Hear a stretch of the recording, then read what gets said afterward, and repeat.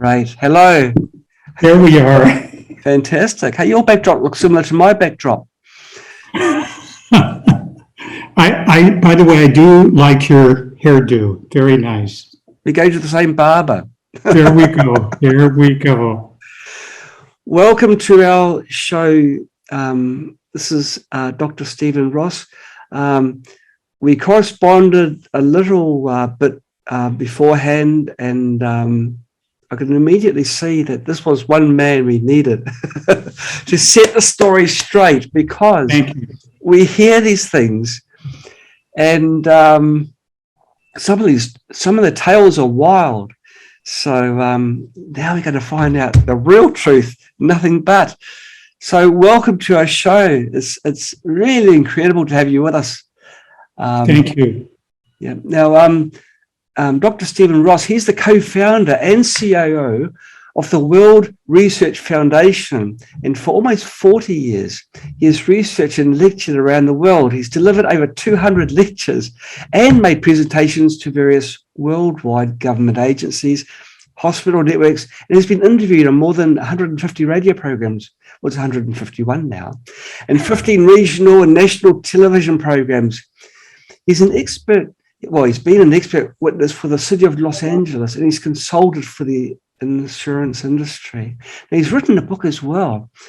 You're a very talented man, Stephen. You've written a book which details a better form of healthcare. Now, that's my kind of book. And the book is called And Nothing Happened, But You Can Make It Happen. We were discussing this earlier while we were waiting for you, Stephen, where I was explaining to people that people can take control of their lives just by learning more. And you can get more information about the book from andnothinghappened.com. So welcome to Summer. There's so many things that I'd love to, I want to talk about. I don't really know where to start. Fantastic. Okay, well, let's talk about, the Summer is titled The Universal Truth. And I guess most of the people watching will be thinking, well, that's a bit of a pun, but what does it really mean? What is the universal truth? Can you explain to us the universal microscope?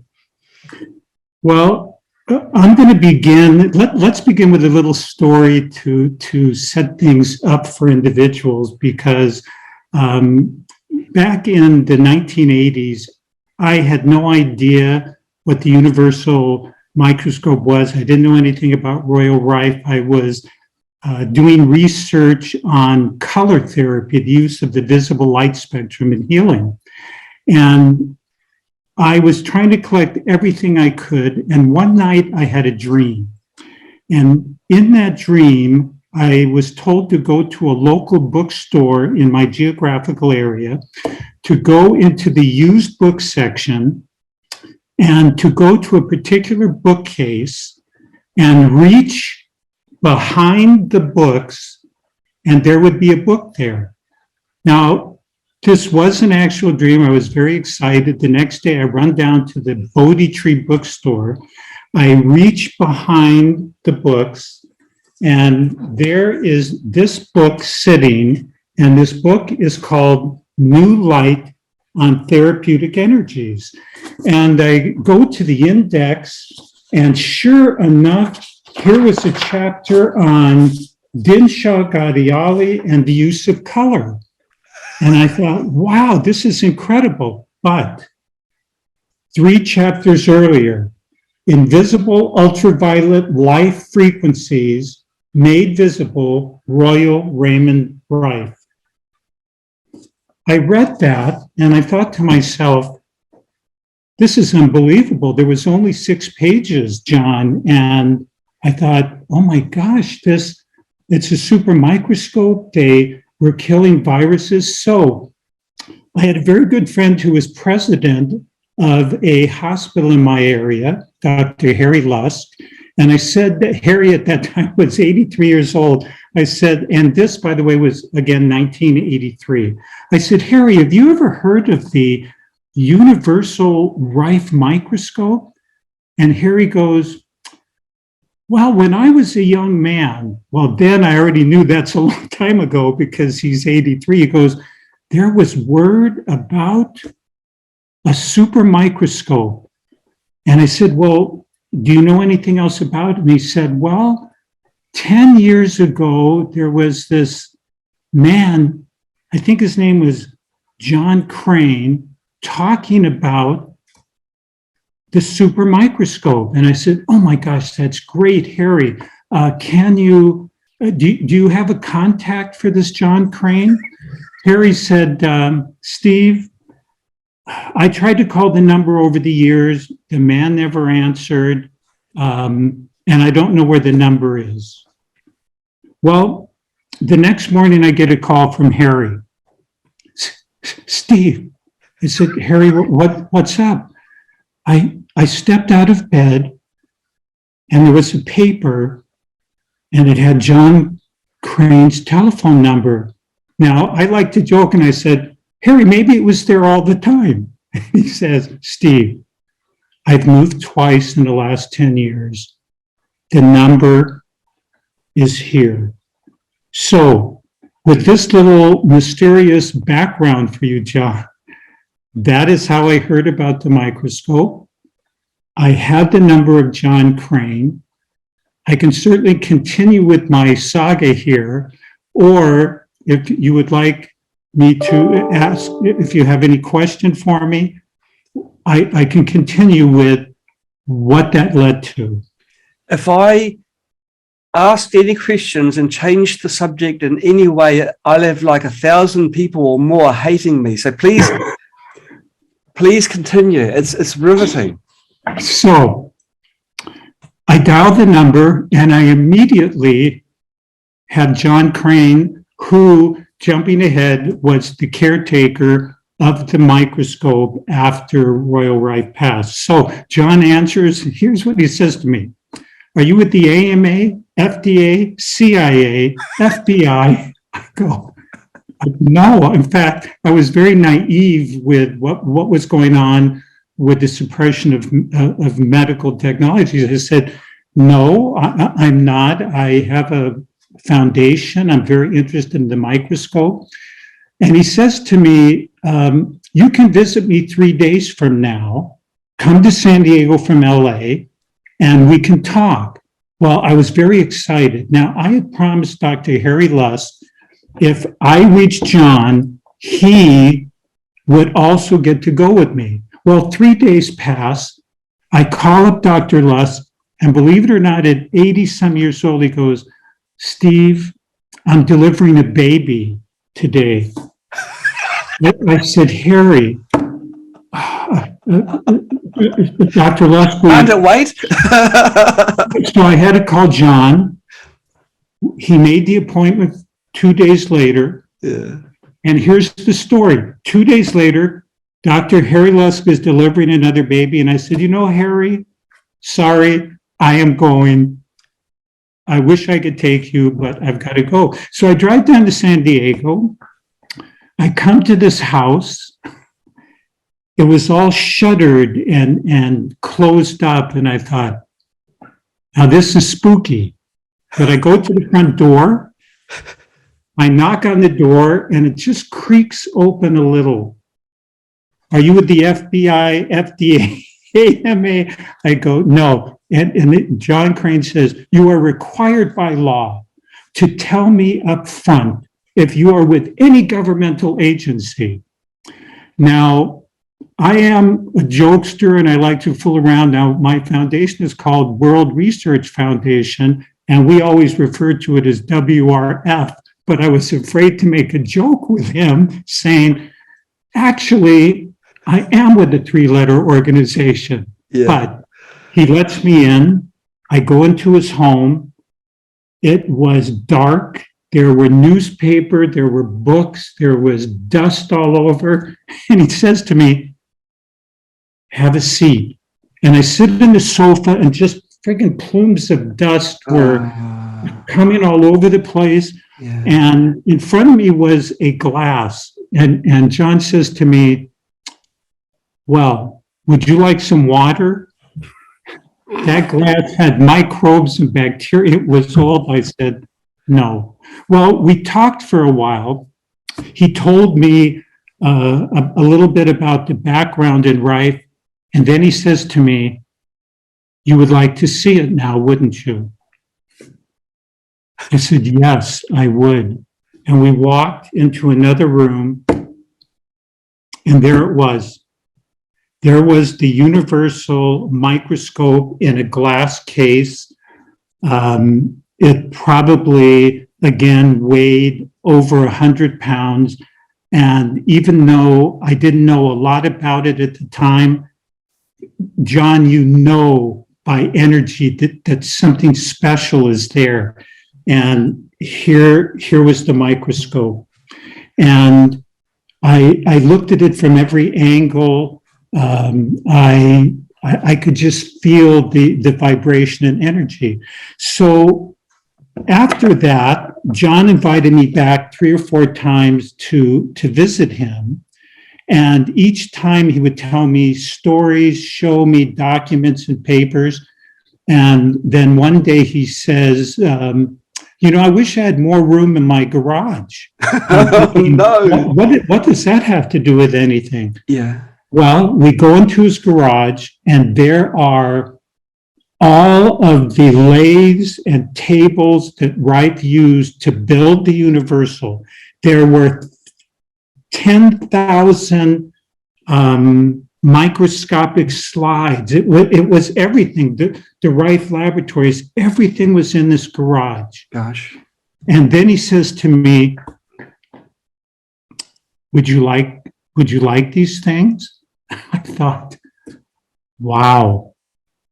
Would that include the Rife microscope?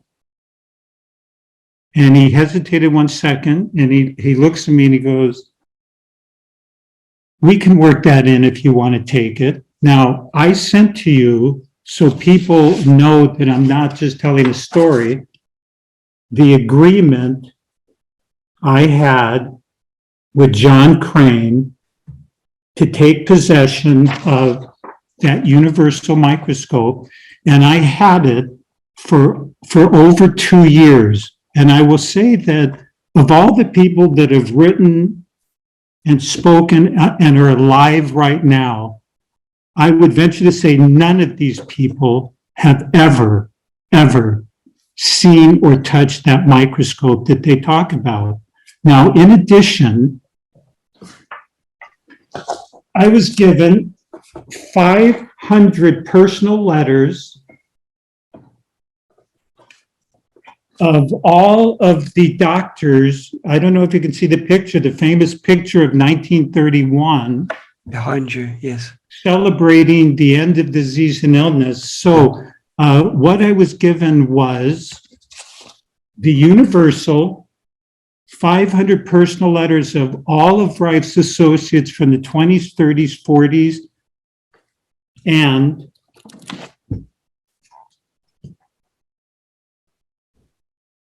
the logbook of their frequencies.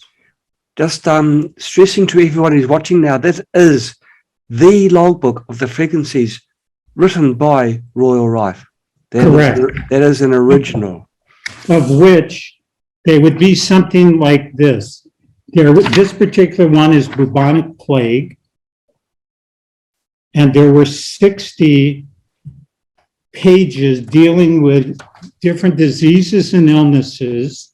And of course, their work in cancer. So there is many nuances to the story. I had it.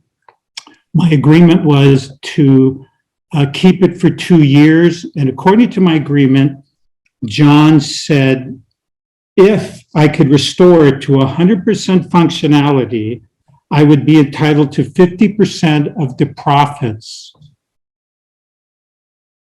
And little did I know, because I was very naive then, John, that there was no way I could restore it to full functionality, because the inner crystals were missing, the attachments were very difficult, and it just wasn't going to happen.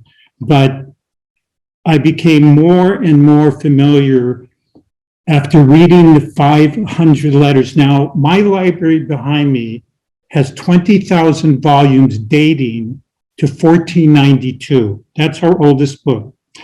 I have hundreds of techniques in here, just wonderful. But when I read those 500 letters of those doctors, I cried. I cried because these were not letters written for a movie of the week. They were heartfelt letters from the greatest researchers in the United States, talking about what they had discovered, their excitement, their test results. But then came the letters they were talking about pressure coming from different agencies, which we will get into. And here's the difference between the majority of people with the million Rife sites. They do not know what they're talking about. So everything I'm sharing, and I took this extra time at the beginning, I don't want to just talk endlessly, to try to set the groundwork that what I am sharing is right from the materials. It's not hypothesis. It is their original letters. It is their log books. It is all kinds of other things that I have that allow me to at least know the story from the time. That's absolutely incredible. Well, of course, with a few people have asked some questions because it's just riveting stuff. A great concern that that some of the participants and viewers have expressed is the preservation of your records. They're asking whether your records have been scanned, so that yes, and then saved on in multiple locations, so they can't correct. be taken. They have. They are. I can tell you so many more stories about the spiritual protection that I have had. I have a background. My PhD is in finance. I have a math science background. But I also have a very strong esoteric spiritual background.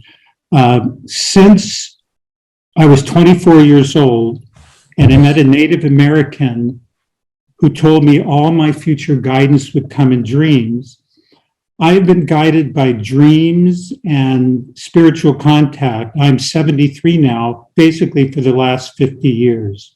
I'm sharing this because the guidance I received to locate the material. And by the way, the Rife microscope is one of many, many items that we caretake. There was another super microscope called a nemoscope. The nemoscope was 50 times more powerful than Rife's, and it also allowed viewing of microbes and bacteria in a live form. But that microscope disappeared and was stolen in the 1950s. But these are the type of things that we have. The letters, the other materials, because I am seeing some of the people's comments as it comes up. It is preserved, and I am currently writing a book about what we are sharing today. I also included in my book a big chapter on Rife in my book, And Nothing Happened. I do want to preserve. Now, about 8 years ago, somebody complained at a website that they had contacted me and I wasn't forthcoming with all of the lab notes. And the person never asked me exactly why. I have freely given out many materials. However, so many people have come up with their devices and machines that had nothing to do physically with Rife. They have had theories. And if they had these type of things, to lend credibility to their devices, Yeah. I, as a caretaker, did not feel that that would be right, because one day I received a call from a woman in Canada at my office. She said, "Dr. Ross, your machine broke down and I don't know what to do." And I was going, "My Rife machine broke down. I don't sell Rife equipment." People were selling Rife equipment in the 90s using my radio interviews as part of their sales promotion. Yeah. Yeah. And then people were contacting me thinking, I have given away more things than I have ever charged for. I consider myself a caretaker, and my long-winded answer to their question is multiple locations. I wait for the right people who come, and then I will give them the world, because they are going to do something with the materials. Great. Great. Wise as well. Now, something terrible happened a few years ago. You were assassinated, I believe. Yes. Well, it was very, very interesting because I received a call in 1980. It was 1987. And at the time I had 4 staff people, but they were all on the telephone. I happened to take a telephone call, and the woman says to me, "I heard what happened to your founder, Stephen Ross." And I thought, what did you hear happened to him? "I was told that he was shot dead on his front steps, and the Rife microscope was stolen by the government and it disappeared." I said to her, "Where did you hear this story?" And she said, "Well, last week I was at this rec room at a condominium, and there were 40 people and the curtains were all drawn, and they showed a movie about Nikola Tesla by Orson Welles." And by the way, that was a great movie that was done in the 80s. And the woman goes on to say, "Well, after we discussed Tesla, a man stood up and said a great super microscope existed and was stolen because the founder who had it was shot dead on his front steps." So the woman says to me, I'm sure your organization is very sad, but did you know him well?" And I go, "Actually, I saw him in the mirror this morning." She goes, "Oh, the mirror? Are you Steve Ross?" I said, "Yes, I am Steve Ross. Yeah. And my death has been greatly exaggerated. I am still here." So this is part of this incredible, it was called telephone when I was in my elementary school. The teacher would line up 20 students, and she would whisper in one's ear, "It is a beautiful day today." And each of the little students would whisper in the ear, and by the time it came out at the other end, it was complete gibberish. That is my opinion of most of the information dealing with Rife and the universal microscope, and some of the people associated with microscope, whether it was John Crane. And I've got more stories to tell you. Barry Lyons, who wrote a book called The Cancer Cure That Worked, where he wrote an incredible book, but it was because of his impatience that the Rife microscope has never seen the light of day. Could you explain that? You just, why? How is this, in your opinion, that book? How did it hinder? How did this happen? Yeah. Well, I had a 2-year agreement to get the microscope operational. Mm-hmm. Right before the end of that, apparently Barry Lyons had traced the microscope to John Crane. And he was in conversations with John, and John told him that I had the microscope. So Barry Lyons contacted me and said, Steve, John Crane gave me your name. How are you doing? And what are your plans? And I said, well, I have set up a nonprofit organization. We are building up its credibility. And by the way, by that time, the foundation started exactly when I got the microscope. The advisors that I set up, Bjorn Nordenstrom was chairman of the Nobel Assembly in Sweden. Jim Logan was the head physician for NASA's first 8 space programs. Hermann Scholl was the German representative to NATO in charge of 19 NATO hospitals. These were the people I had surrounding our organization. And my idea was to build this around, and when we came out with the microscope, it would be different than when John Crane did. John Crane was locked up for 4 years in jail. He had lawsuits against the president, all the congressmen, and I'm being nice. He was a little way out even when I was with him. So I was trying to build this up. So Barry Lyons contacts me. I said, Barry, we have this, and I have been told that an organization is going to come. They are going to support us, and this will bring out the microscope.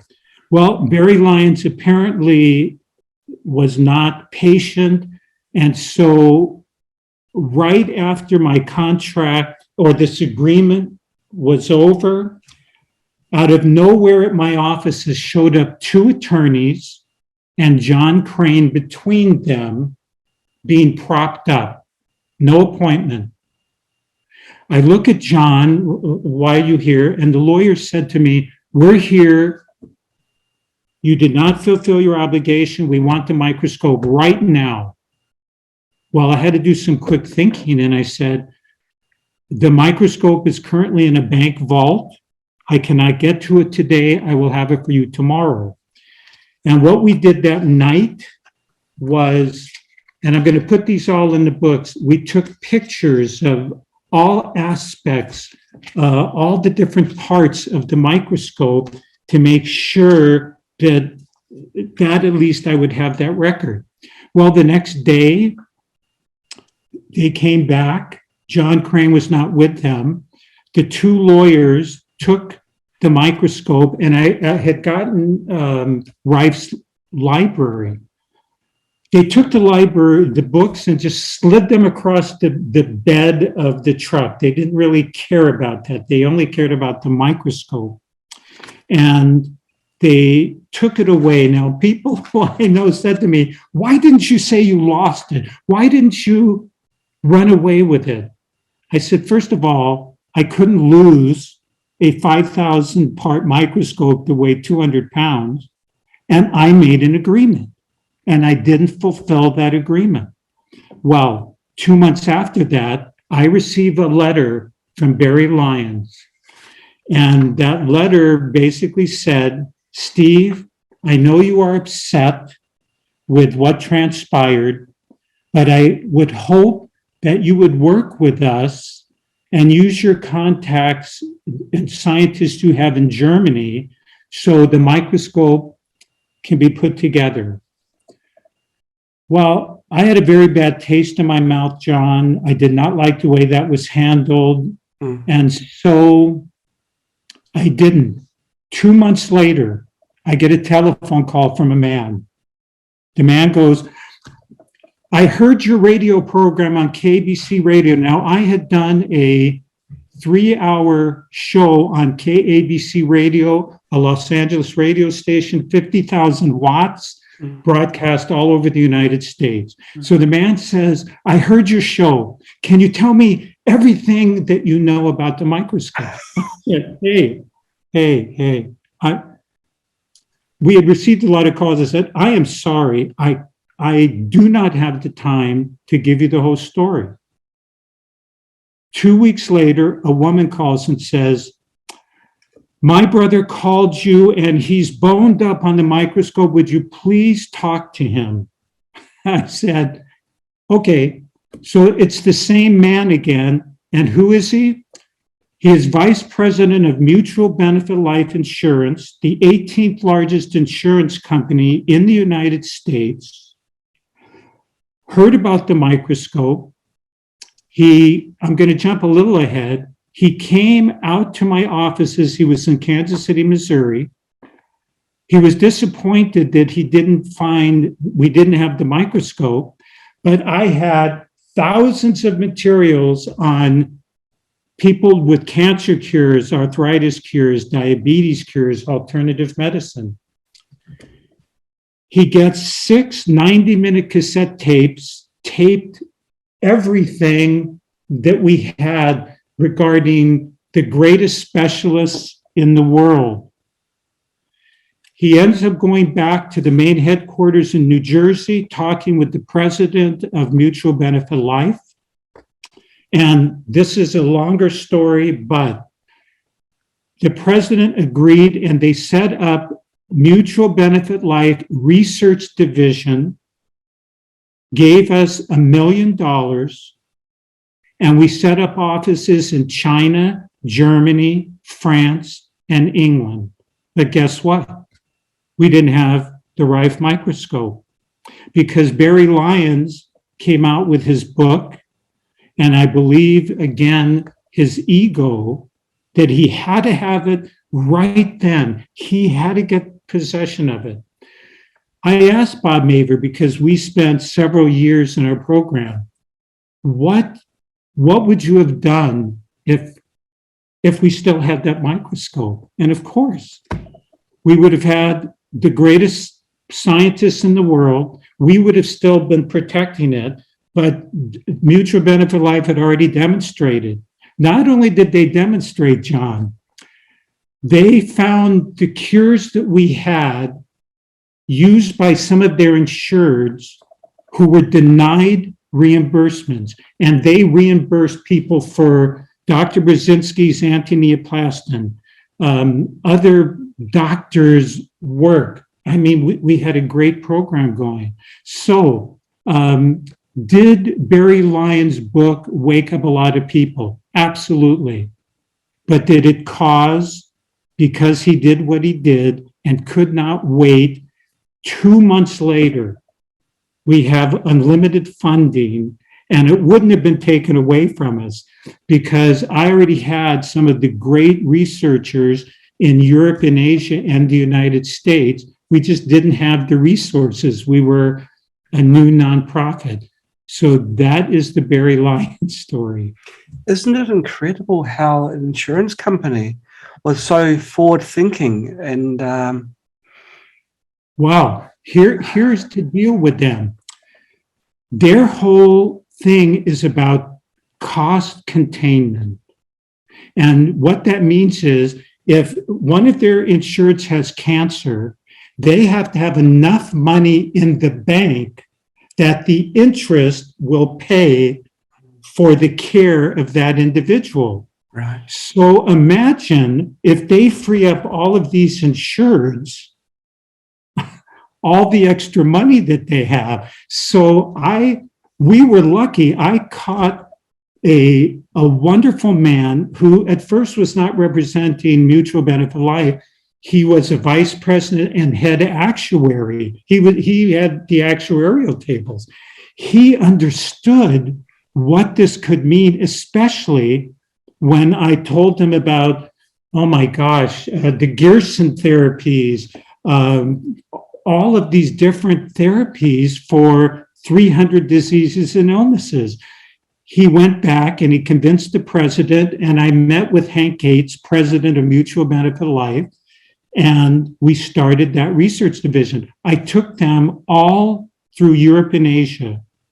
I brought them to the great researchers, and here's the kicker on this. There was an AIDS therapy in Belgium that was working, and Mutual Benefit Life paid for the patient and their partner to fly to Belgium and get the therapies, and Mutual Benefit Life paid for the whole thing.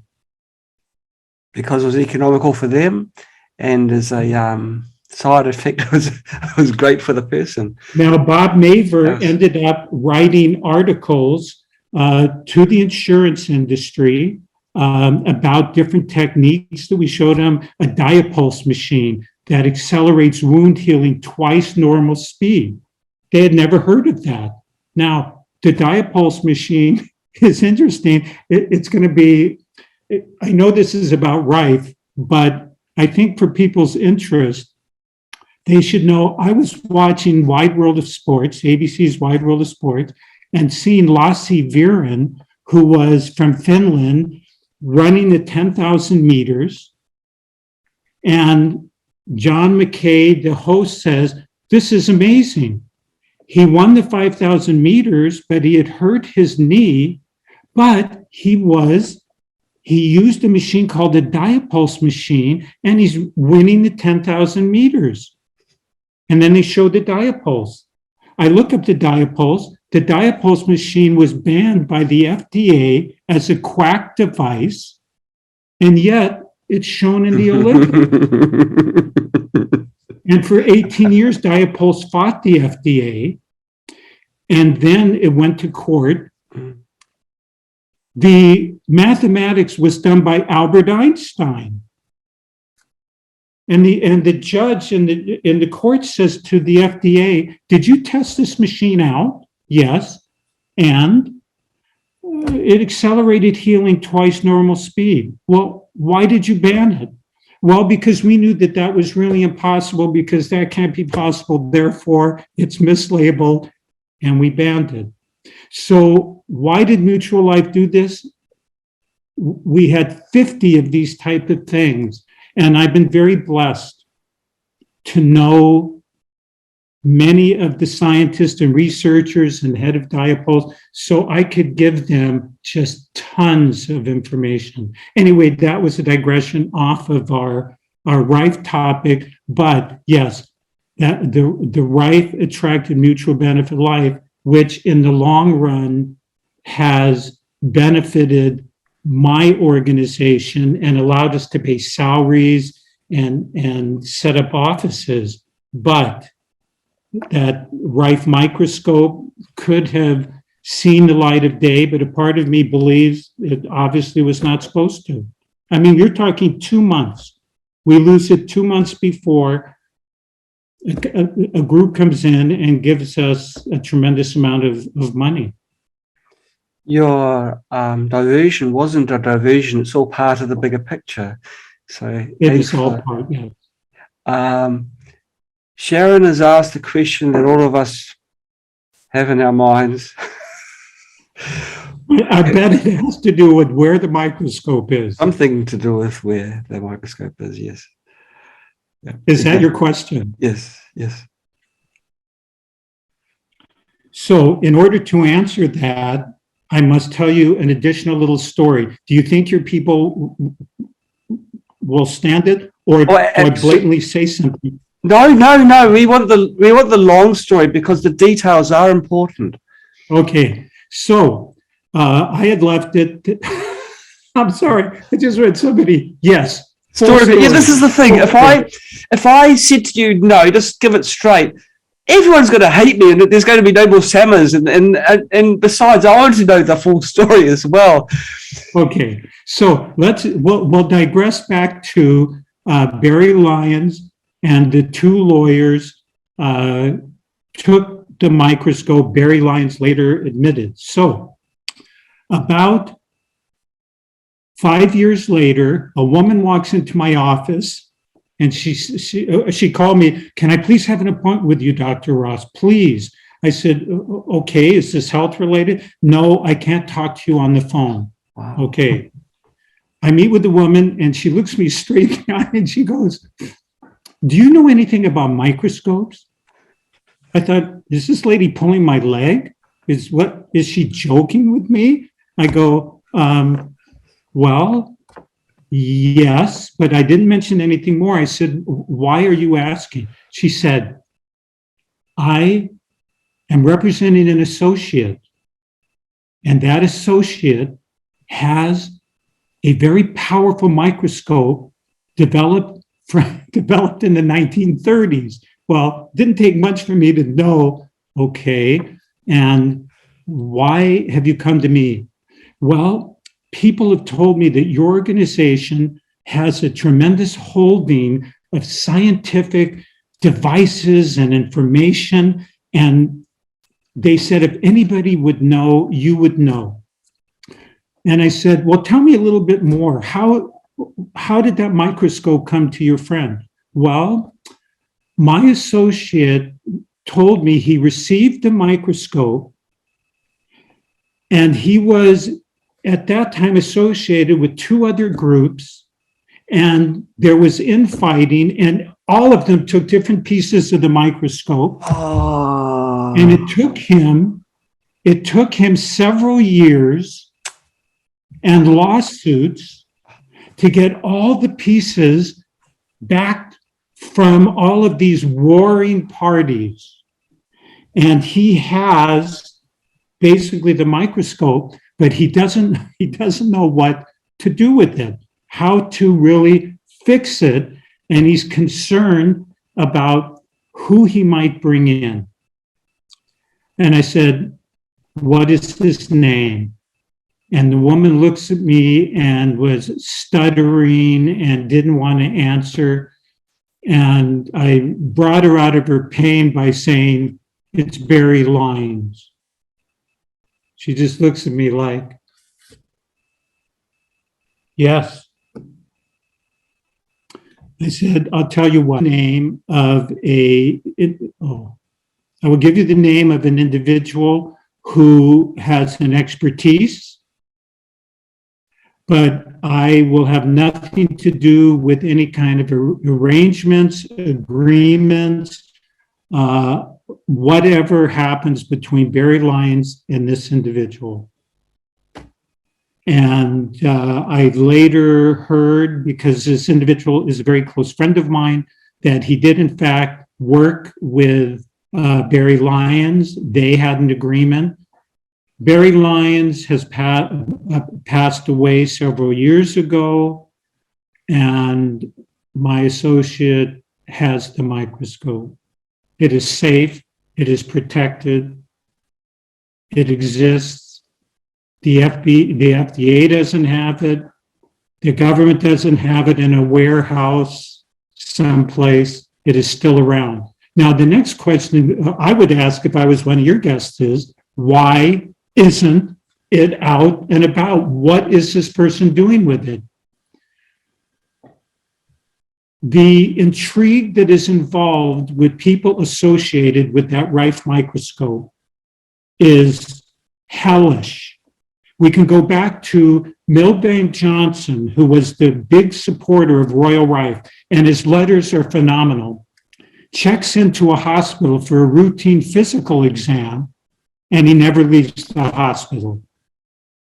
Arthur Kendall of Northwestern University, who published research papers with Rife, went off to Mexico. Why? These people were threatened. These people had pressure put on them. Now, as we go down the line with different people, a lot of people were threatened. Now, there is an incredible article in the Smithsonian Institute of 1944 called The New Microscopes. It's a classic where it discusses the Rife microscope. I have the original letters of Dr. Seidel written to Royal Rife asking for information about the microscope, and then a later letter saying, wow, we really got quite a response from this article. And then later, John Crane told me that Seidel he and his assistant were threatened because of the article, and he mentioned that they were actually shot at. Does John Tunney? No, John Tunney does not have the scope. And so my friend heard the stories, and to be quite frank, He is extremely gun shy because the misnomers, the misinformation about the microscope, the continued barrage of misinformation from Wikipedia and other sources, we could blow them out of the water, bringing out the microscope and all the papers I have. In fact, I contacted Wikipedia with all of their misinformation and said, look, I not only have had the microscope, I have all this data. They said, we don't allow people to change the information. I said, your information is totally bogus here, and you're not letting, so anything with electromagnetic is put down by the Wikipedia. So the microscope, nobody here would possibly know who the fellow is or what his name is. I will only tell you that in my book, I've written a chapter called The Microscope Returns, because this is an extremely close person. The microscope is safe. I wish the climate was different. I wish my friend was not so panicky that he would not allow us to attempt to get it out. But John, it is what it is, and I know exactly where it is. Okay, well, your spiritual guidance has helped you to date. So intuition and things are really the what we have to go on. Now, do we still have a little bit of time? Oh, absolutely, absolutely. Good, It stops when you stop talking. Would like to share a couple of other things that I have here, and that is in 1995, I was contacted by a doctor who was in charge of the Gynecological Endoscopist Society. Those are the microsurgeons with the cameras. And the man says to me, I have been following you these last couple of years in Los Angeles. You were an expert witness for the city of Los Angeles against the state of California regarding malathion spraying and public health. And I have heard some of your other lectures. Would you be willing to give a talk to our 24th annual convention in Tampa, Florida? And I said, what would you like me to speak on? He said, we would like you to speak at our special breakfast. We're going to have about 1,500 attendees, and give them something alternative. I'd like to broaden their awareness. So I thought, you know what? I'm going to broaden their awareness. I'm going to make a presentation on Royal Rife and the Rife microscope. And I did a 1-hour presentation with slides of the actual letters from Rosenau of the Mayo Clinic, Kendall of Northwestern, all of the prestigious researchers from these attendees' schools and clinics. So at the beginning of the lecture, before I started, I said, how many doctors have heard of Royal Rife and the universal microscope? Not one hand went up. That's just The terrible. oldest man was 90 years old, the youngest 30, not one hand went up. That's really bad. Maybe they Now, had, but weren't. I mean, these are the who's who of the doctors, not one hand. So when I finished my presentation, there was not a sound. It was the only time I ever gave a presentation. No applause, no sound. On the slides, I was going back and forth. See, the FDA says this, but the doctor said this. The doctor said that. I started walking up the stage, and the doctor who invited me says, Steve, nobody got out of their chair. Nobody got out of their chair to get coffee, water, go to the bathroom or take the sweets. I think they're in shock. So we go back to the microphone, and he says, Dr. Ross just finished his presentation. They applauded, and then a few came up to me. Oh my God, E.C. Rose now is one of the greatest researchers at our institution. And other people, everybody came out. Was it patented? Can it come out? Now, I'm sharing this story because, this is a great question. I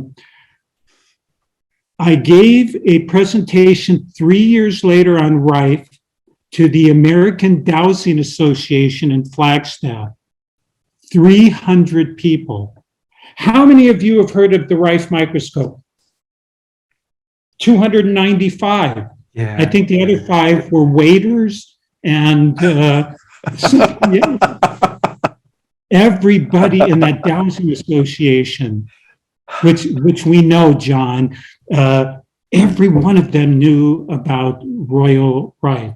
By the way, I certainly don't want to usurp you, but I saw a question about Truman and Rowley, Eric Rowley, yes. Eric Truman. Yes. They're extremely close friends of mine.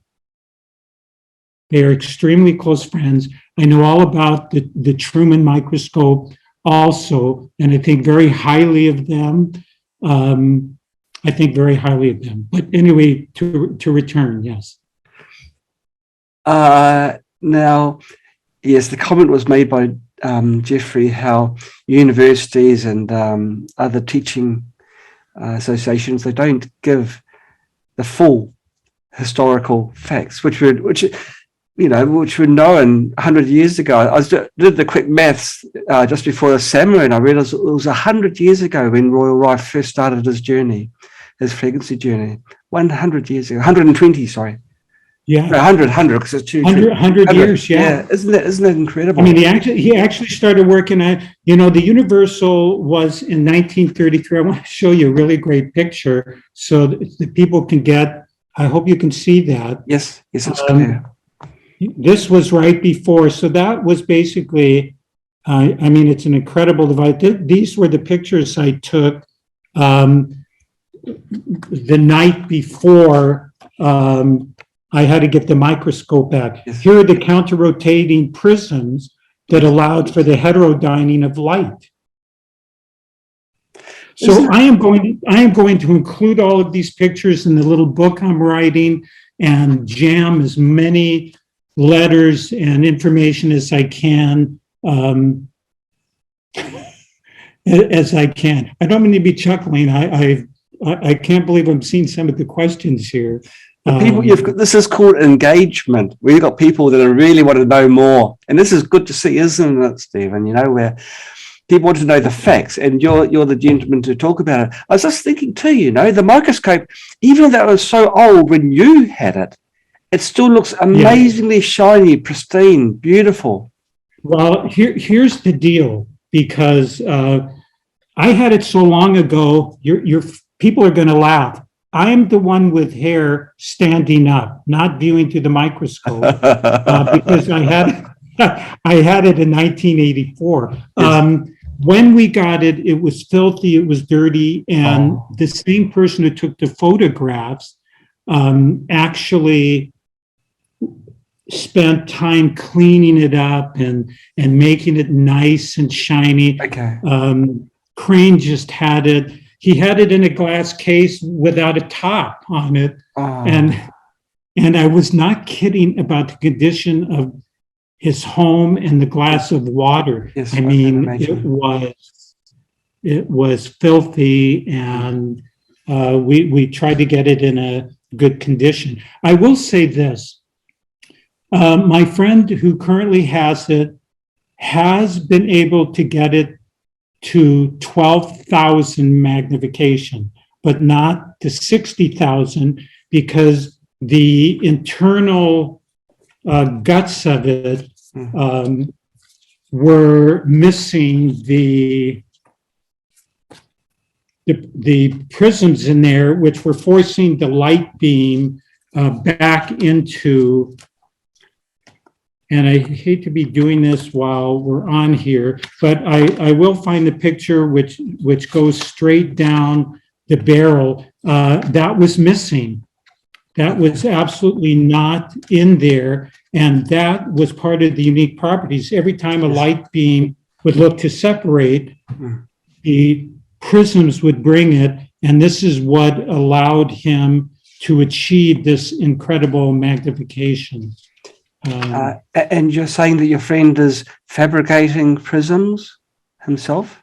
No, he is actually building microscopes that will incorporate some of Rife's principles, but we can't call it, he's not going to call it a Rife microscope, or he's going to end up with the same exact problems. The Rife name, and you and I, when you wrote to me,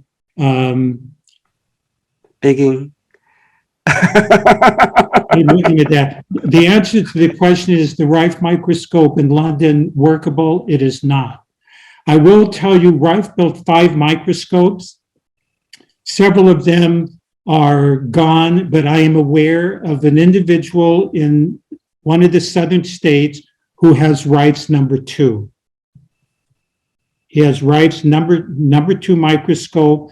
That is not functioning, but they're in the process of getting that to work. But the other ones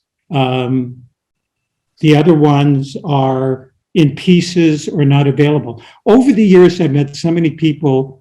When I had the Rife microscope in my offices in World Research Foundation before it was taken, I had people come and look me in the eye and say, I have the Rife microscope.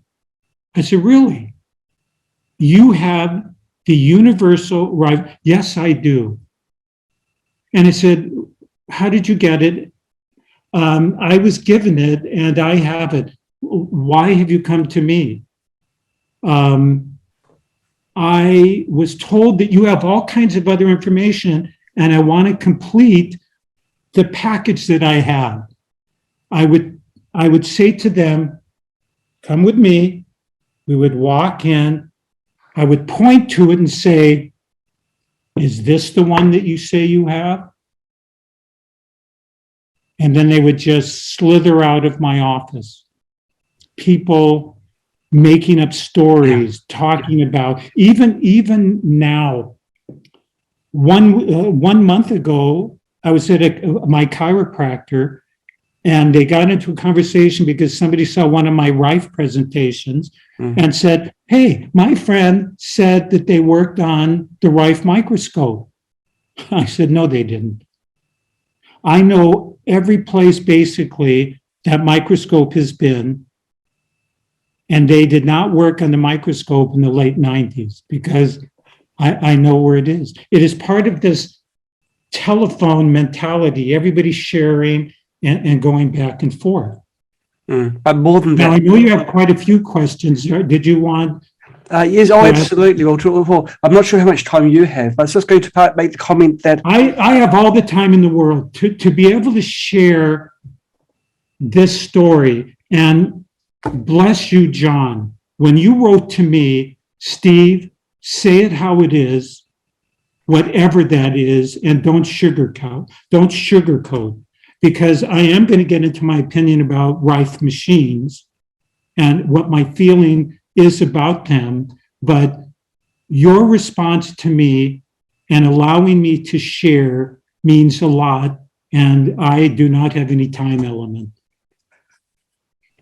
Fantastic. It's good to hear. Yeah, well, this is it's a great privilege to talk to a person who is directly involved, so we don't get these Chinese whispers and these distortions of facts.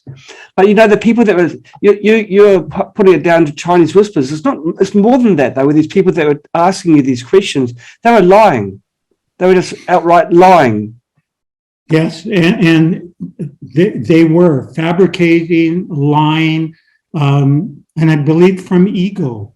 Yeah. I really feel it is ego that they have something, and since nobody really knows where it is, these people feel they can get away with saying, well, I have it, they took it, and these incredibly bad stories. But this will allow me to segue into another story, or, you know, I keep telling stories. Keep them coming. Keep them coming. You're going to have a backload of these. So in let me just check here. It was 2014 at the Energy Medicine Conference in Boulder, Colorado, that I gave a presentation on the Rife microscope and the nemoscope. Now, somebody asked for the spelling of the nemoscope. It is Nemescope, and the nemoscope in the 1950s did 3.5 million magnification, where you could look at live specimens. That's incredible. That's beyond incredible. At 60,000, this was 3.5 million. Yeah. There's a whole story with that. So after the conference, we had somebody come up to us, and the person said, we are doing a movie documentary on the Rife microscope. I said, wow. And by the way, this is the son of a very well-known director in Hollywood, but this was the son. And may we contact you? Sure. So I get home and I receive a correspondence and then a telephone call from a woman who said, well, I am writing a treatise and we have a whole script. We're doing the Rife story. And I said, you're doing the Rife story. Do you have letters of the doctors? No. Have you ever seen the microscope? No. I said, then how are you putting this thing together? Well, we have two researchers who have gathered information off the internet. So may I send you the treatise of what we have? Because we're about to bring it to investors. Now, my wife, and I have a lovely, beautiful wife, and we were talking about this, and here's what she said. I have never seen you as angry or hopping around the house as when you read the first 2 pages of their 90-page treatise on their movie. It was so ridiculous and lying and non-factual that I was hopping like a gnome out of his element. I was beside myself. And I contact them, and I speak with the lady on the phone. I said, well, what is this? I said, there's no facts here. Here was their thing. Oh, darling, I didn't even know this woman. That's the Hollywood stuff. Oh, darling, this is Hollywood. And we just make up things. I said, this is very important. You don't have to make up anything about the story of Royal Raymond Rife, world speedboat record. Flipped a coin with his friend to see who would end up marrying this woman. They didn't know which one had gotten her pregnant. They flipped a coin. I mean, the stories were unbelievable. Oh, dearie, this is what we do in Hollywood to generate interest. I said, it's ridiculous. She said, well, would you supply information or could you give us a couple things to give to our investors? I said, no, your story is ludicrous. Yeah. Anyway, that was the Hollywood story that really never took place. But oh, dearie, we just make up things. We just make up things, and not with Rife. In all of these years, I have given many presentations. I never spoke at any conference on UFOs, even though I like it and believe it, or any hokey alternative and I'm in totally to alternative medicine, but I have never, ever taken the incredible scientific genius where I could be whitewashed. Oh yeah, the Rife ended up here, or was it the UFO? I have always held this in the highest. These doctors, when you read their personal letters, John and audience, oh, they knew what they had. They knew what they had. But the death of everything came when a newspaper person came out and said, cancer cure found by doctor, dread disease germs destroyed. And even in the article, they interviewed Rife. Rife was very conservative. He said, look, we are not claiming we are curing cancer, but we are claiming we are devitalizing causative agents of cancer. But then all the pressure started coming on all these doctors. And one of the letters in particular was very annoying to me, and that was they were taking terminal cancer patients to the Mary Ellen Scripps Ranch in La Jolla, California, using the frequency device. 14 were clinically cured in 30 days. And they receive a letter from the International Cancer Institute, the forerunner of the American Cancer Society. Dear Dr. Rife and researchers, we understand that you are working with human cancers. We are asking you to stop, or we will no longer give you a grant from our organization. Rife and them write back, what are you talking about? We have done our tests. We have taken human cancer tumors, injected them in rats, proved that we could devitalize cancer. The woman who wrote for the International Cancer Institute came out and said, we want you to only work with animals, do nothing with people.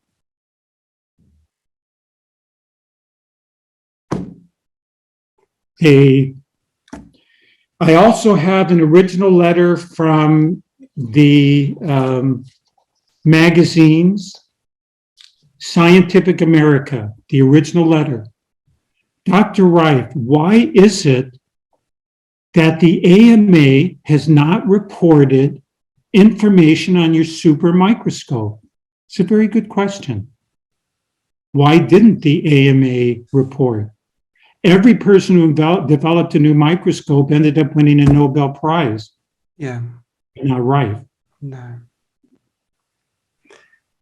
Well, by the way, just for your audience, my book, I'm about halfway through, will be called Shattered, My Experiences as Caretaker of Rife's Universal Microscope.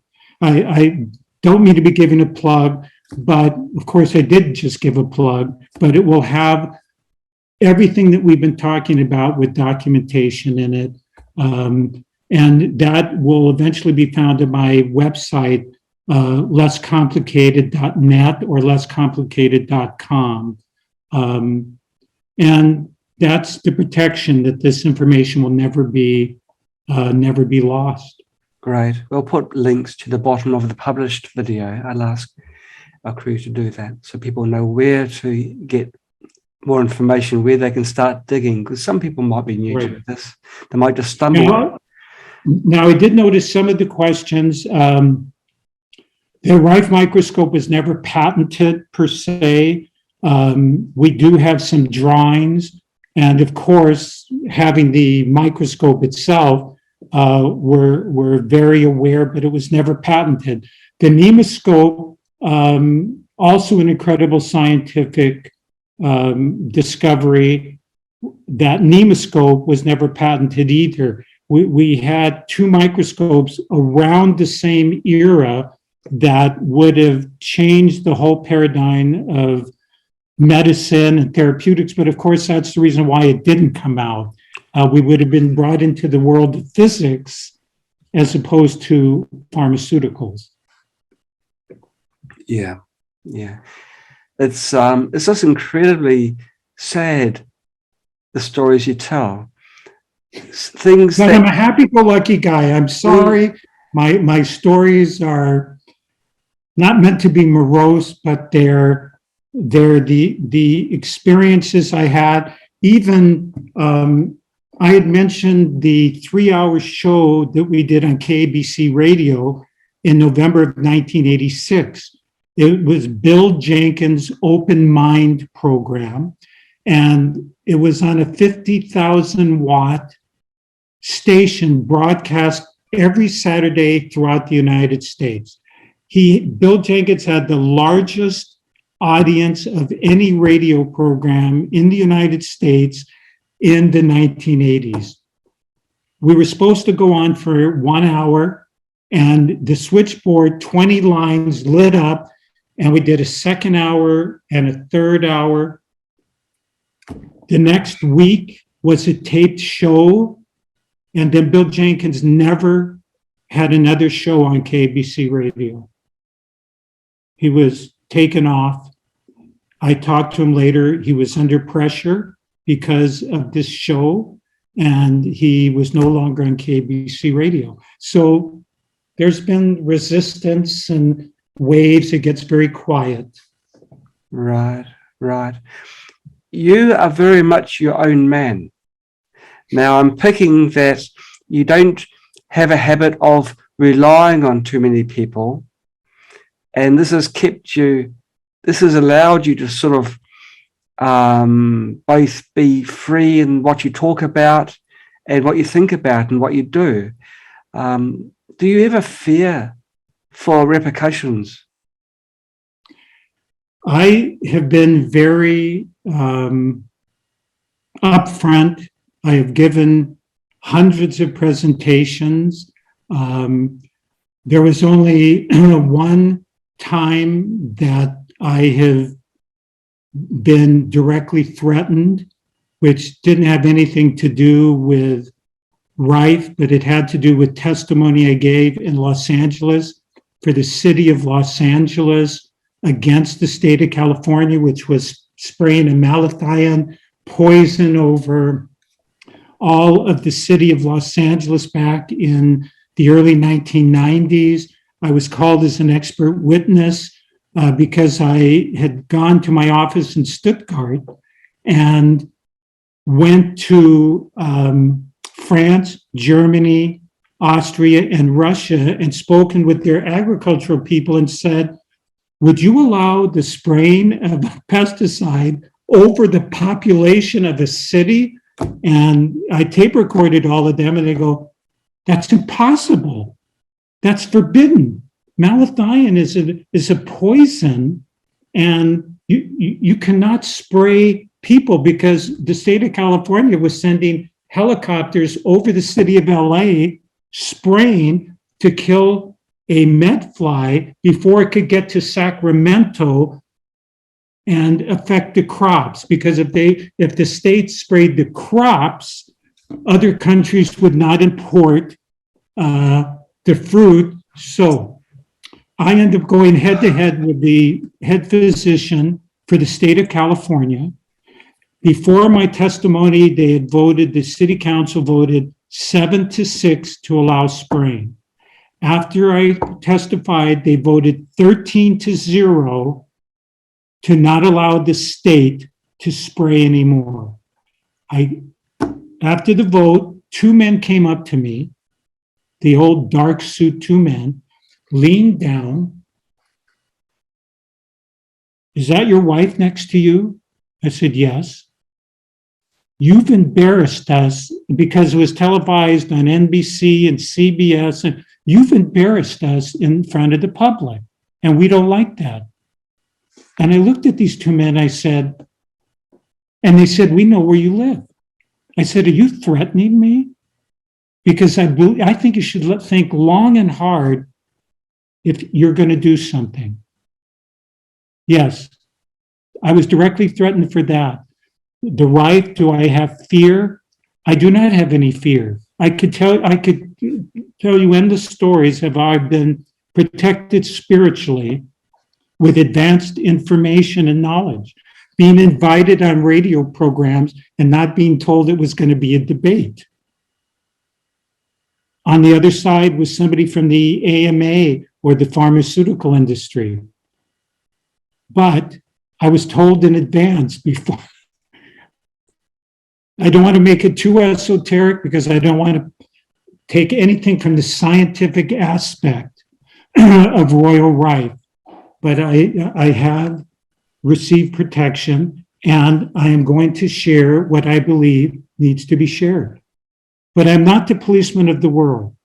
I never interject myself anywhere unless I'm asked. I will listen to BS or wild stories.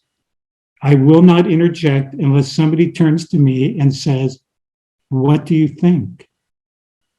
Then they're giving me permission to talk. Otherwise, I'm not. You gave me permission, and that's why I'm very grateful to allow me to share what I know with very little of my opinion. I've given very little of my opinion here, but the facts as they have happened. Well, I'll ask for an opinion now, Stephen. What do you think the future holds, the near future, for Royal Rife's microscopes and his inventions? You know, I've thought and had discussions.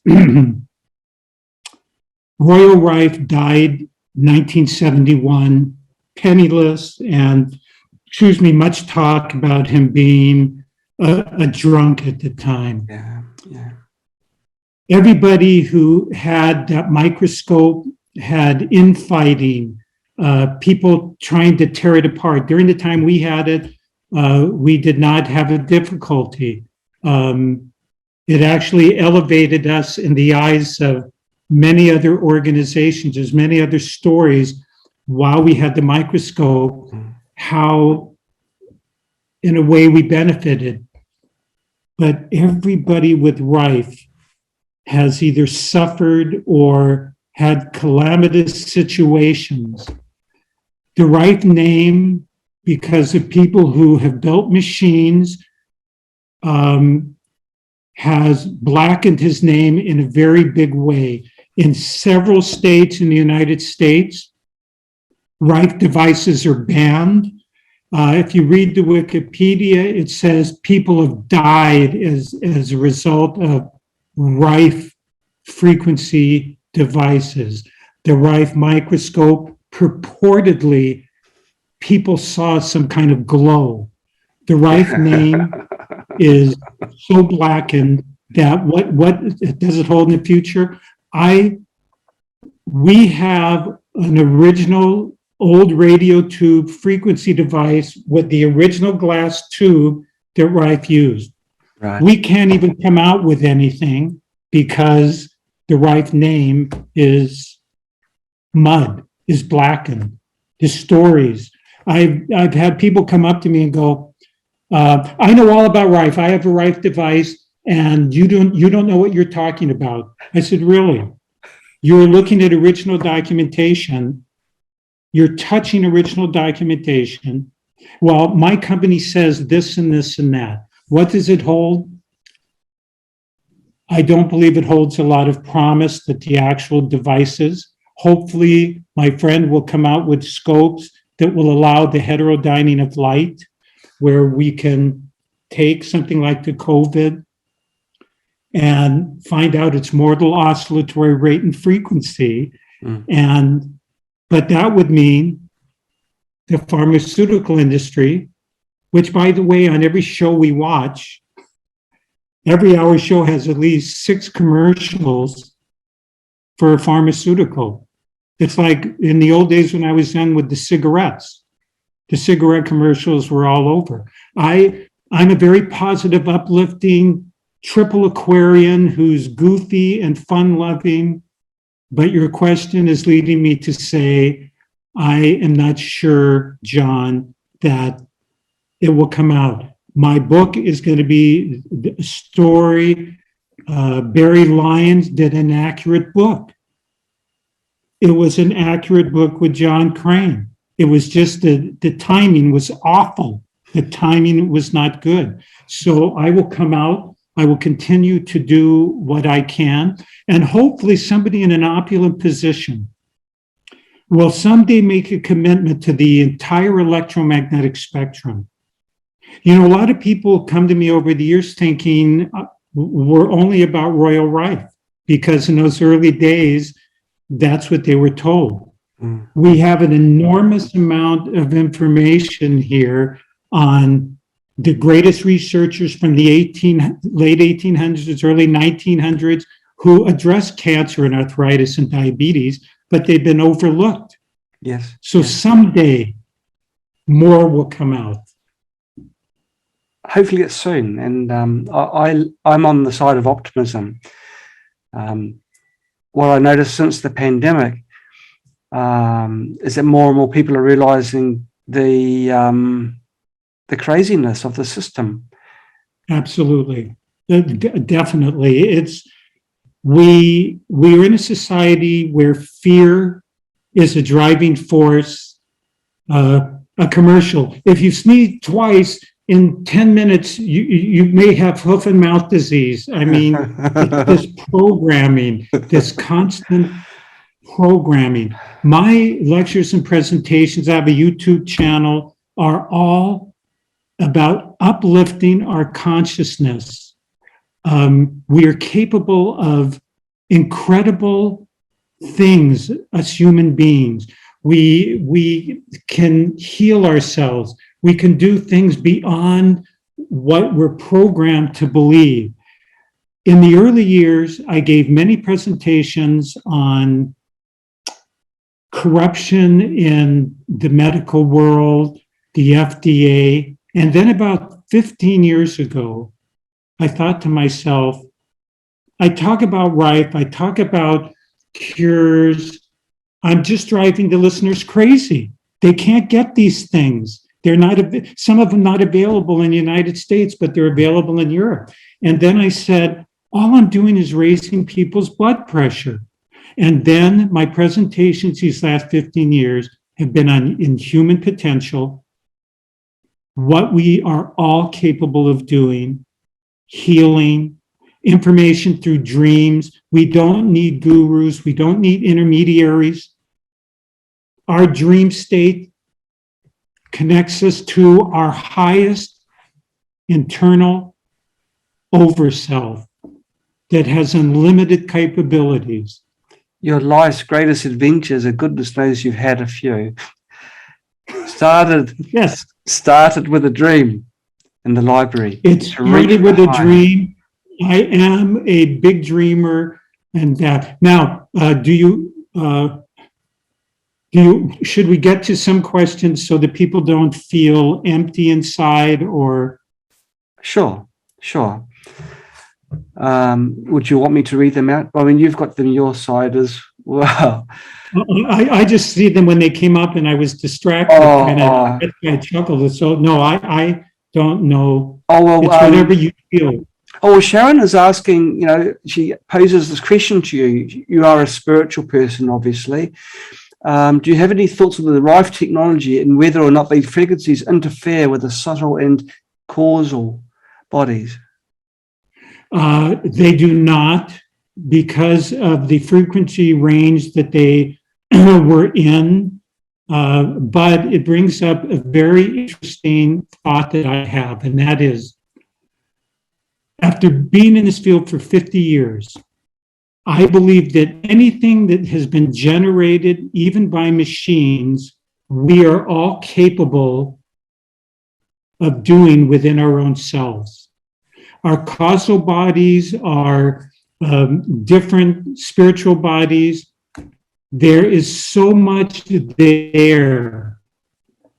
Our chakra system, our capabilities, that as we look more into that, we will change the paradigm of this world, because we are a toothpick against the A-bombs of the pharmaceutical and medical. And my idea is to bring up the consciousness of who we are, who we really are, and what we're capable of.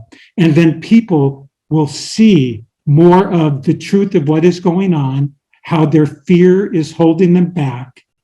And our subtle bodies are not so subtle. They are the real meat and potatoes of who we are. This shell, this image that we have, is merely a projection of a greater being that we are. That's right. We are a universe within ourselves. And the answer and all we perceive is from within.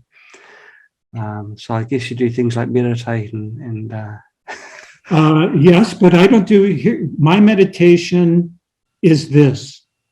It is not about the 20 or 30 minutes that you set aside and become still and quiet and then go out in the world and do your thing.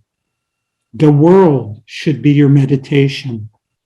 That should be the time when you are using those principles, when you are working and operating from your higher perspective. I said I do not believe in gurus. I don't have gurus. I believe in spirituality. I don't have a specific religion. I love them all. I've studied them all, but there is no greater aspect than ourselves. So when somebody tells me, oh my gosh, I meditate all the time, and then they come and they're bound, my question is, egotistically saying you're meditating and sharing that you do yoga, but you're bouncing off the walls and you're causing consternation with each step. What really is the most important aspect? To me, are you planting flowers when you walk, or are you causing ground swells? So what is my meditation? I will take 5 minutes in the morning. I will close my eyes. I will ask that the highest and best manifest, that I receive guidance that allows me to operate at the highest and best with everybody I meet. And then I go about my day. That because people always think, oh my gosh, you must do this. I have published books on dreams and my experiences around the world. The dream state is our direct contact with our own higher being. It is our direct line. We don't need intermediaries. We don't need people telling us. But people will say to me, but Steve, I don't remember dreaming and my dreams are silly. Yes, they can be. But like anything else, the more you work, the more you ask within yourself, I am desirous, John, of receiving the highest and best information. What can I do in this situation? And when you ask with your full heart, your own higher self is not going to disappoint you. In my opinion, this, of course, you've prefaced it by saying your opinion. These are all my opinions now. Well, it's great to hear your opinions, and it's important too. I think that most people are deaf to their own inner selves. I think that they're so bombarded with information. It can be formal information in advertisements and people demanding attention around them. And I think it goes back, John, to trust. Do we trust ourselves? We've been conditioned to not follow what we feel internally or what our gut tells us. And that is what I have found is the greatest difficulty, is people don't trust themselves that they can come up with an answer, that they do know better. They will get the answer from the inside. The doctor is looking from the outside and doing tests. We don't trust ourselves. And I try to empower people to trust yourself and recognize you don't have to be like anybody else. Everybody feels, well, there must be something wrong with me. This person can do this, and this person can do that. Right. This person can see auras. This person talks to spirits. There must be something the matter with me. There is nothing the matter with anybody. Everybody is exactly where they need to be because their own higher self is guiding them on their life's journey in this living. You are at your right spot. And we don't want to be like anybody else. No. You are unique. You are beautiful. That's you right. are one of a kind. And we need to celebrate ourselves and recognize our path. Now, I have done counseling work with thousands of people over the years. That was my profession. They would come to me and I would tell them every potential therapy that might help them in their health condition.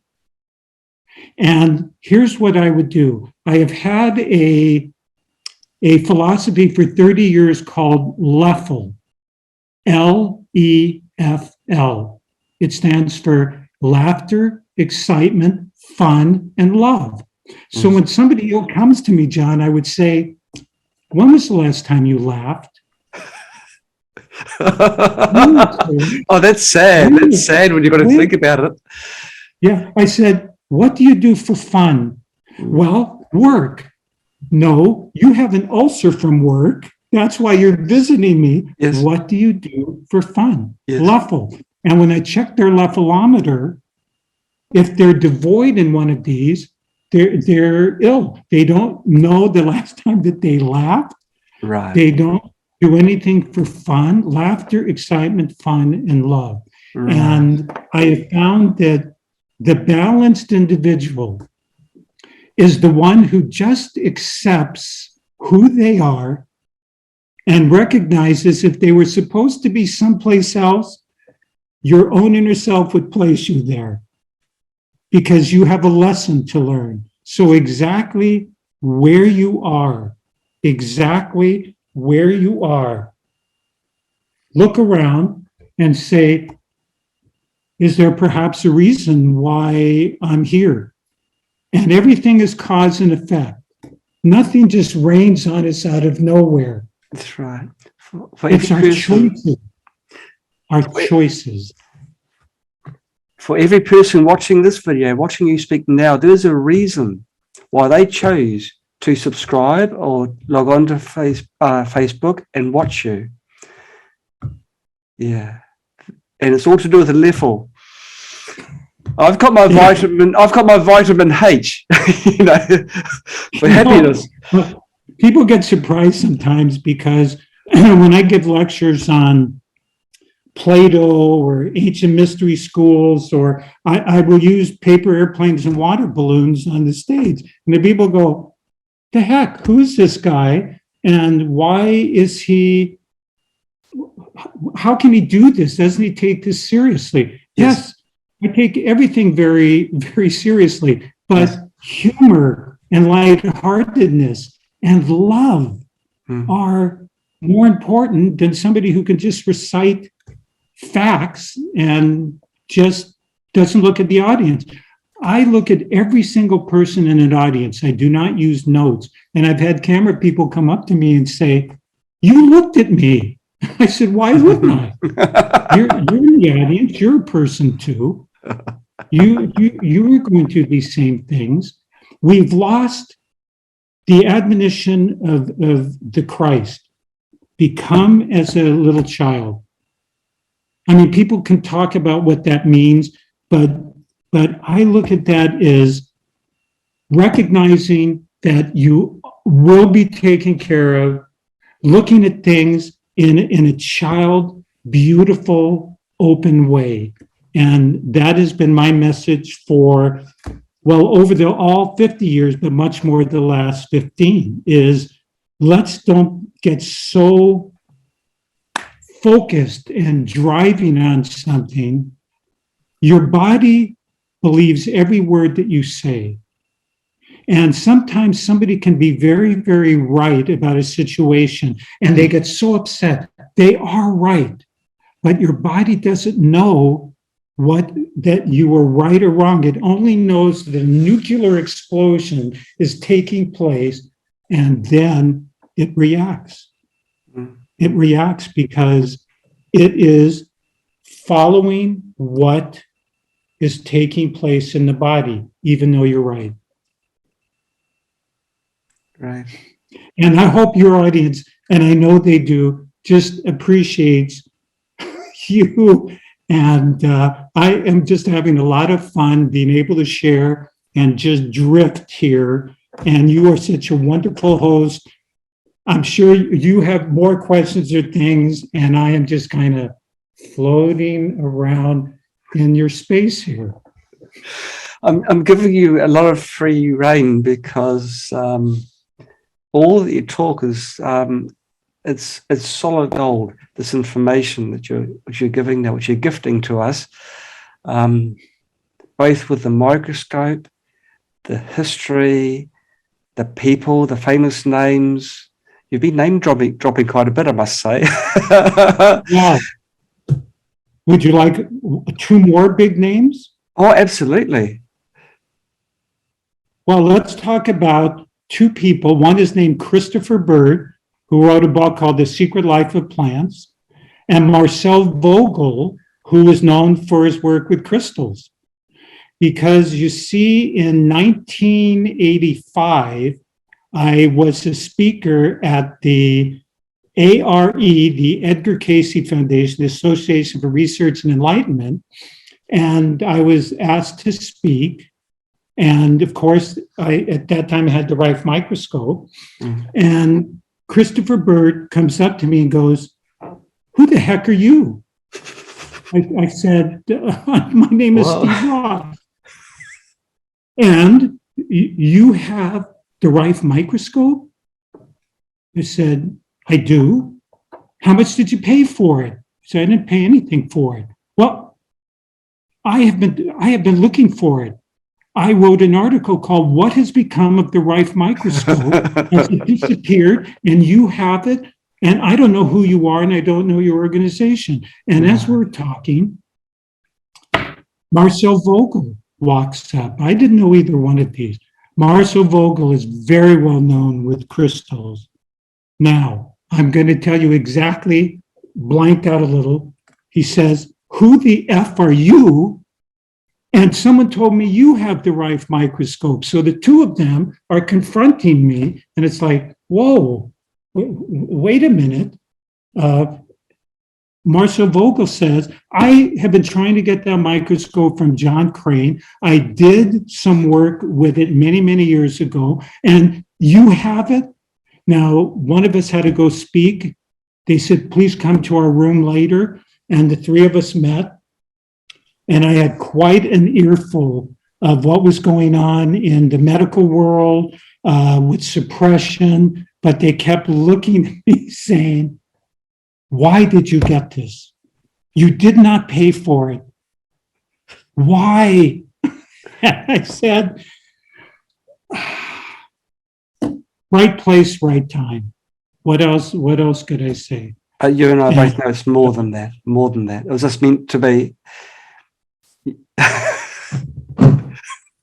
Now, in 1986, before I get a visit from Brendan O'Regan, who was a vice president of the Institute of Noetic Sciences, formed by Edgar Mitchell. He calls me up and says, "I'd like to meet with you." Fine. He flies from San Francisco to Sherman Oaks, California. We're sitting opposite each other. Little small talk, and he says, "You're a minnow and we're a whale." What the heck? We're a huge organization and you're a pipsqueak. That's how he starts with me. And I go, "What?" I said, "What do you know about us?" Nothing. So how do you know our size or what? We are ions. We are Edgar Mitchell. We got lots of money. And then it came. We should have that Rife microscope. That's how he starts with me. Slab, you're a minnow. We're a whale. We're wealthy. Yeah. We don't know you. You need to give us the right. They tried to shame me into giving them the Rife microscope. Gosh.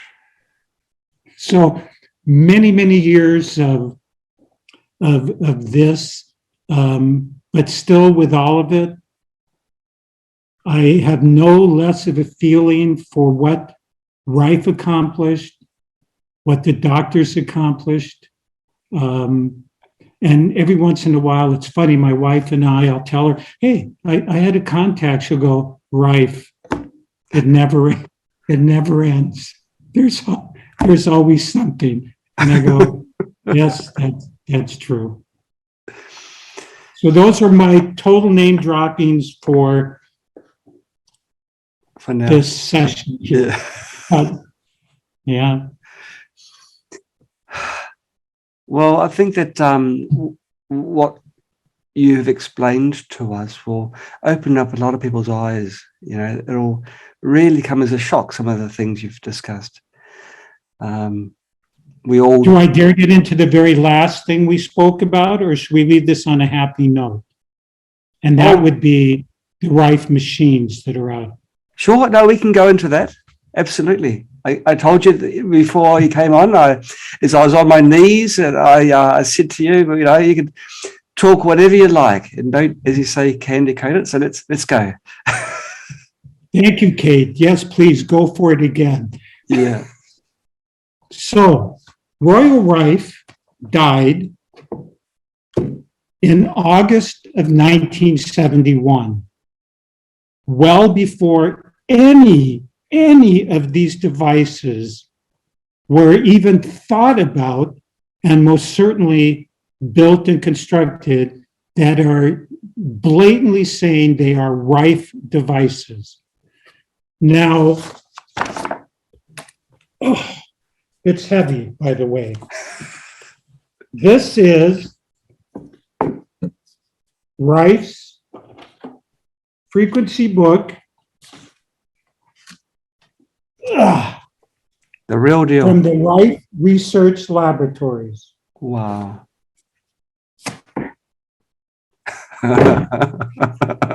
Looks about 10 more kilos. It's heavy. Yeah. There are only 60 frequencies there in that book. Right. So my question continues as, how do these Rife devices have hundreds and thousands of Rife frequencies? How? How could they possibly? Rife certainly did not. He died in 1971. So if people are saying, and they were blatantly in the 90s, Rife device, this is a Rife device. I said to people, at least say it's a Rife-like device, but don't call it a Rife device.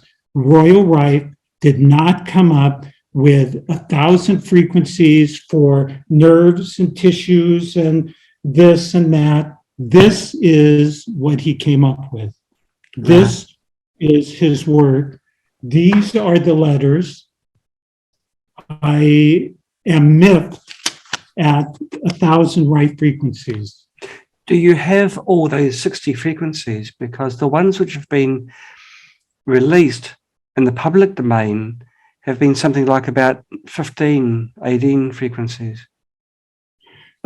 These are the frequencies with the old radio tubes and frequency generator built by Lee DeForest, who was the father of radio tubes back in the 20s. And the frequencies he did was for Staphylococcus, bubonic plague, tetanus, diphtheria, spinal meningitis, glanders, influenza, cholera, cancer, of course, contagious conjunctivitis, staph, gonorrhea, actomitosis, leprosy, anthrax, tetanus. Those were the frequencies for those microorganisms. He did not develop any other. But I have something that I've simply called the letter. One of the letters written on November 4th, 1936. Last summer, in hunting for the mortal oscillatory rate for forms of cryptomyosis pleomorphia, we ran into an oscillation which introduced itself in our laboratory by killing every experiment we had in our laboratory, shattering the glass in a bathroom, and all of the mold on the leather chairs melted off. One frequency wiped out every one of the microbes and pathogens of all their experiments. However, no letter, or even at the time, did they ever say what that frequency was or what happened. The only hint we have is what he said. We had moved into the new laboratory. Everything with the concrete was perfectly dry. The mold melted off the chairs, and we had to pinch ourselves to see if we were still alive. This is from an actual letter that was written by Dr. Gruner to Milbank Johnson back in 1936. So it would have been unbelievable to know that. But as I mentioned before, I doubt that these frequencies are out, but I've been hesitant. I told you the reason.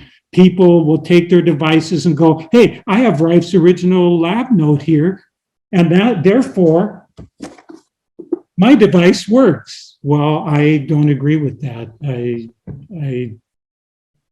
don't agree with that. Now, when you met John Crane, it was close to the end of his life. So, because, you know, you're giving a little chuckle because he created his own machines, which were... He used a Hewlett-Packard frequency generators, and he thought that he could rent them, but that's why he got thrown in jail, was for practicing medicine without a license. And he came up with the frequency generator. He didn't develop the frequency generator, but he was selling devices at that time. But John Crane was not a medical doctor. John Crane was not a researcher. And he was a very bitter man, and rightly so. I mean, he got thrown in jail. For doing, Rife was actually with him at the time, but they didn't throw Rife in jail. And the reason they didn't try Rife was Rife had too much credibility. Rife had materials that would have put him in a greater position than John Crane, who was working for one of the airlines at the time and was an engineer. So even those devices did not have thousands of frequencies. But yes, the two of them worked together for a while. Right.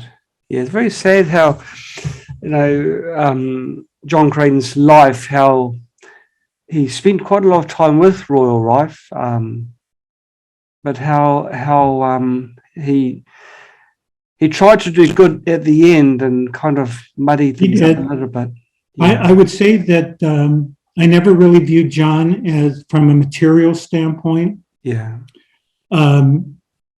I told you I read those 500 letters and I cried like a baby over the implications. Crane lived with Royal Rife. Can you imagine the direct stories that he had and learning of the pressure? By the way, Rife tried to start a company called the Beam Ray Company. And they were going back in the 1930s. I was just looking here. They, in the 1930s, were going to start this corporation and sell machines at that time. But the AMA came in backing somebody, and it went to court. I have the original typewritten court transcripts in paper that is falling apart, but it is the whole trial at the time, and the pressure that was coming from the pharmaceutical company and literally the AMA. Why? The AMA had begun accepting pharmaceutical advertisements in their journal. Right. The electron microscope was released the same time the article came out about the universal. So it isn't always conspiracies. The electron microscope came from RCA. They had a lot of money, and news of the universal was kind of placed way down on the shelf as the electron was being touted. So we have a combination of real pressure and bad timing. Yeah. How do we stop the madness? We stop the madness with Leffel. Yeah. Lawful. Yeah. Start with ourselves. And then, We, of course, always with ourselves first. Yeah. Yes. Yeah. Is there anything that we'd like to mention before we depart our way? No, I would say that you allowed me to get into the philosophical, spiritual realms, which I greatly appreciate. I will say this. I no longer do personal counseling. I have done healing work. If somebody reads about that, I do not do healing work with others. I propose that we empower each of our own selves, that we are our own greatest healer. I can be located at, I am on Facebook under Stephen A. Ross. I have empowered people, and I wish everybody well who has viewed this. I am eternally grateful to you, and anytime or anything I can do for you, John, I am here for you. Thank you. You may live to regret saying those words. You know,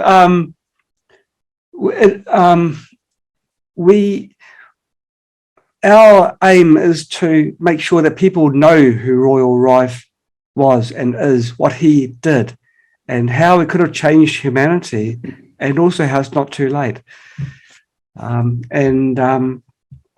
People like yourself, especially yourself, oh gosh, the internet's gone bad, are helping to make more people aware. And with awareness comes knowledge, and then it just cascades down.